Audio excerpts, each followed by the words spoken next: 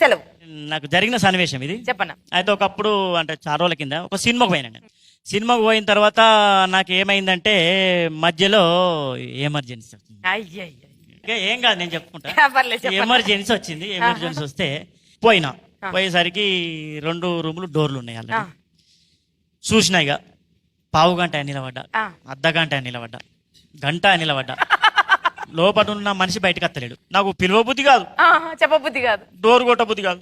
ఇక నేనేం చేసిన గాయకుని కదా, ఒప్పుకుంటూ వెళ్ళాను గాయకుడు.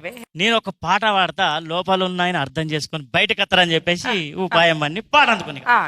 రావోయి చందమామ నా వింత గాత వినుమా, రావోయి చందమామ నా వింత గాత వినుమా, రావోయి చందమామ.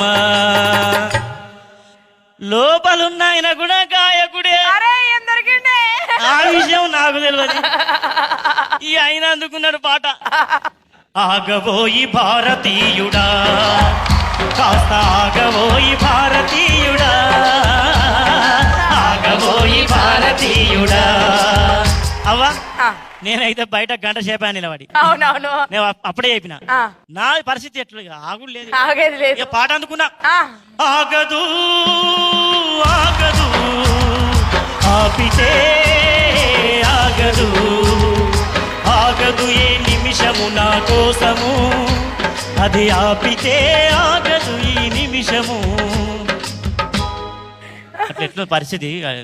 లోపల ఆయన నిమ్మలంగా కూర్చుని ఆపుకుంటే అన్నీ అవుతావే. మనిషికి కృషి ఉండాలి, పట్టుదల ఉండాలి అనుకుంటే పాట అందుకున్నాడు. కృషి ఉంటే మనుషులు ఋషులవుతారు, మహాపురుషులవుతారు.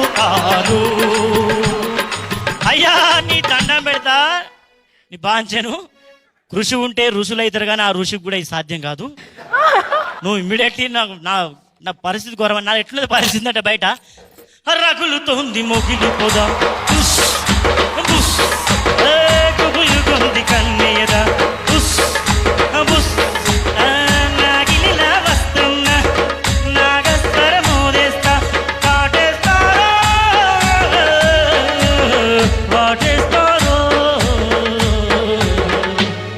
ఇక గిట్ట జరిగింది అవన్నీ. నాకు దౌడలు పట్టుకుంటున్నాయి. అమ్మా ఇక చివరగా ఒక మంచి